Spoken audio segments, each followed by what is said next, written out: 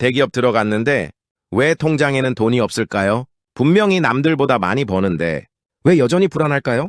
어릴 때부터 우리는 같은 말을 들으며 자랍니다. 열심히 공부해서 좋은 대학 가고 대기업에 들어가면 인생이 바뀐다고. 그래서 우리는 대기업에 들어가기 위해 남들보다 더 참고, 더 버티고, 더 노력합니다. 놀고 싶을 때도 참았고, 쉬고 싶을 때도 미뤘습니다. 스펙도 쌓고, 남들보다 더 노력해서 결국 죽기 살기로 대기업에 들어갑니다. 그 순간만큼은 이제 끝났다고 생각합니다. 이제는 조금은 편하게 살 수 있겠구나. 그렇게 믿었습니다.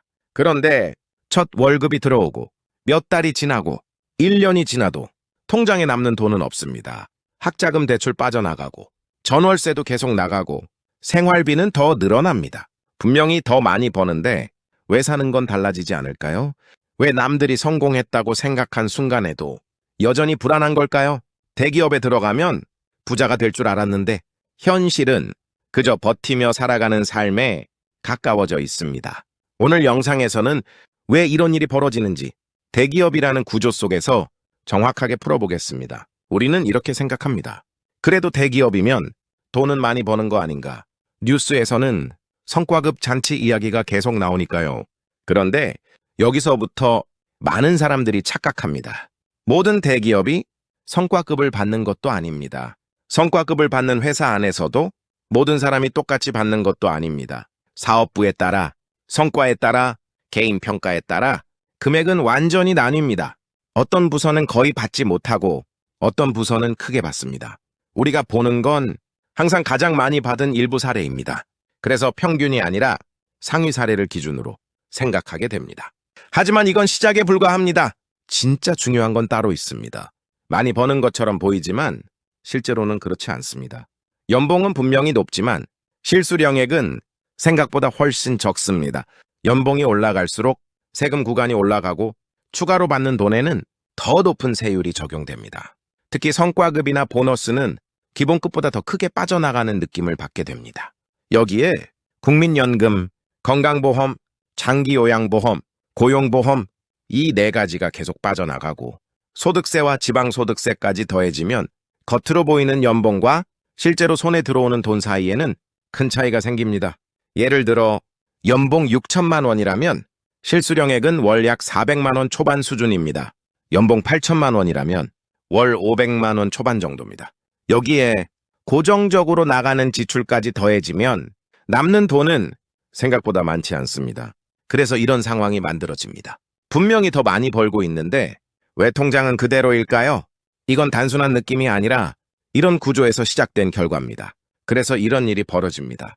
연봉이 올라갈수록 오히려 더 돈이 안 모이는 사람들. 이게 정상입니다. 이 구조에서는 열심히 살수록 더 빠져나가게 되어 있습니다. 그리고 이제 진짜 중요한 이야기를 해야 합니다.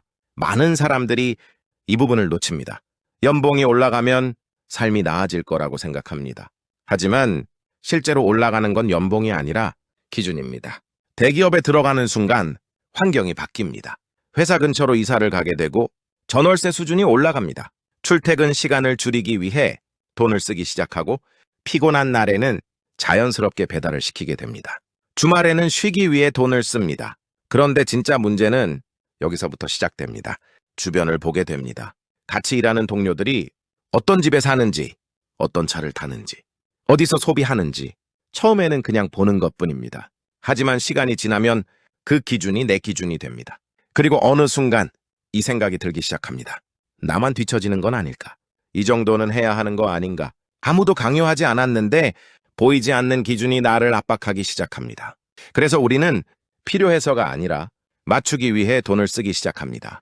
집을 올리고 차를 바꾸고 소비 수준을 맞춥니다. 여기에 회식 경조사, 인간관계 유지 비용까지 더해지면 지출은 더 빠르게 커집니다.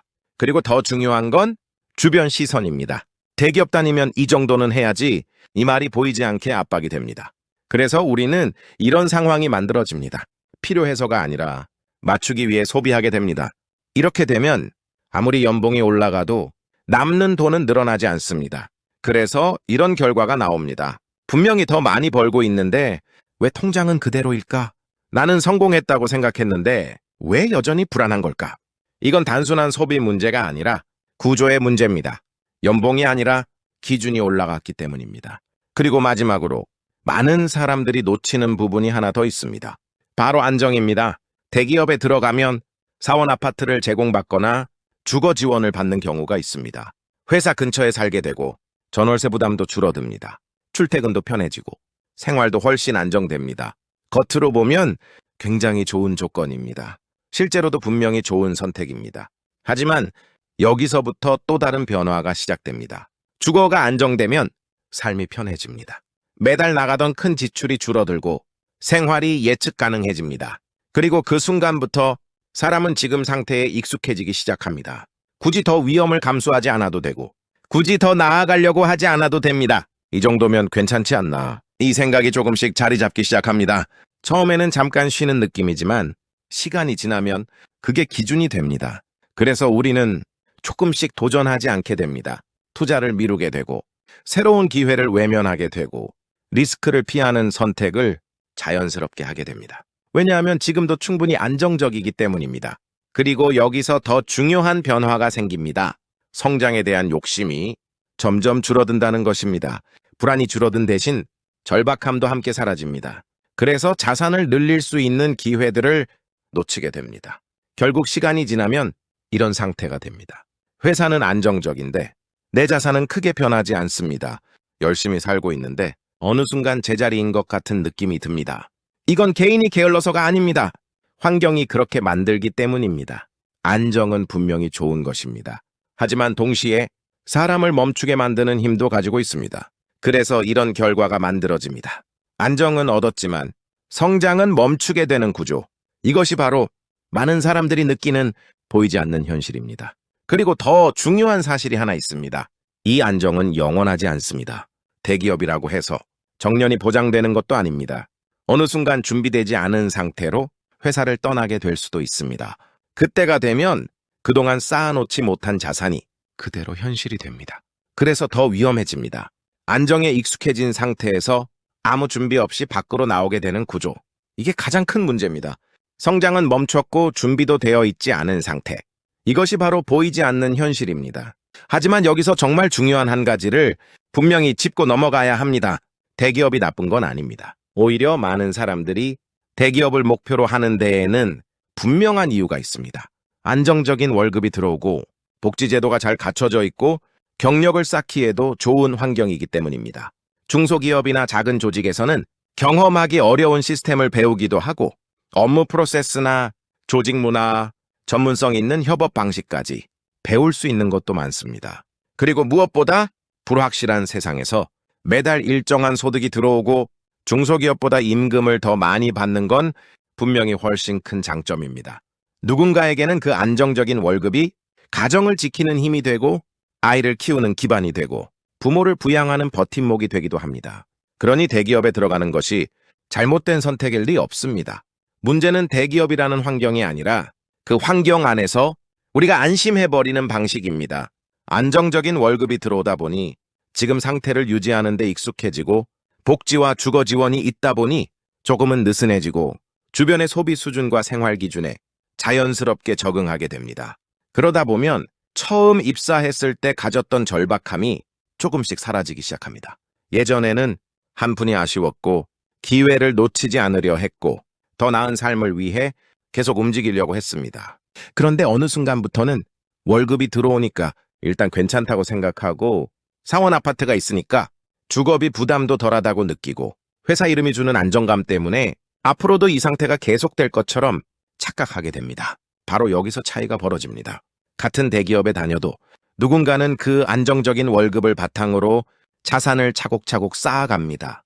월급이 들어오면 먼저 남길 돈을 떼어놓고 생활 수준을 급하게 올리지 않고 남들이 소비를 늘릴 때 오히려 자산으로 돌립니다. 그리고 회사 밖에서도 자신의 경쟁력과 미래를 준비합니다. 반면 누군가는 안정적인 월급을 안정적인 미래로 착각합니다. 그래서 소비를 먼저 키우고 생활 수준을 먼저 높이고 지금 누리는 편안함이 계속될 거라고 믿습니다. 하지만 현실은 다릅니다. 대기업도 영원하지 않고 내 자리도 영원하지 않고 내 몸도 영원히 지금 같지 않습니다. 결국 중요한 건 대기업에 다니느냐가 아니라 그 시간을 어떻게 쓰느냐입니다. 대기업은 부자가 되는 곳이 아닙니다. 대기업은 부자가 될 기회를 주는 곳에 더 가깝습니다. 안정적인 소득, 좋은 복지, 좋은 경력, 이건 분명히 엄청난 장점입니다. 하지만 그 장점은 그 자체로 끝나면 안 됩니다. 그걸 바탕으로 자산을 만들고 실력을 쌓고 회사 밖에서도 버틸 수 있는 힘을 만들어야 비로소 그 대기업 경력이 진짜 가치가 생깁니다. 그래서 해결 방법도 생각보다 단순합니다. 첫 번째는 연봉이 올랐다고 생활 수준부터 올리지 않는 것입니다. 더 좋은 집, 더 좋은 차, 더 비싼 소비보다 먼저 남길 돈부터 정해야 합니다. 두 번째는 주변 기준에 내 삶을 맡기지 않는 것입니다. 동료가 뭘 타는지, 어디 사는지, 어떻게 소비하는지보다 내 통장에 얼마가 남고 있는지가 더 중요합니다. 세 번째는 회사가 주는 안정에만 기대지 않는 것입니다. 회사 안에서의 경력뿐 아니라 회사 밖에서도 내가 살아남을 수 있는 준비를 조금씩 해둬야 합니다. 투자 공부도 좋고, 자격증도 좋고, 다른 수입 구조를 만드는 것도 좋습니다. 중요한 건 지금의 월급이 끊겨도 바로 무너지지 않는 구조를 조금씩 만들어가는 것입니다. 결국 대기업은 정답이 아닙니다. 하지만 분명히 좋은 출발점이 될 수는 있습니다. 그 기회를 소비로 끝낼지 자산으로 바꿀지는 결국 본인의 선택에 달려 있습니다.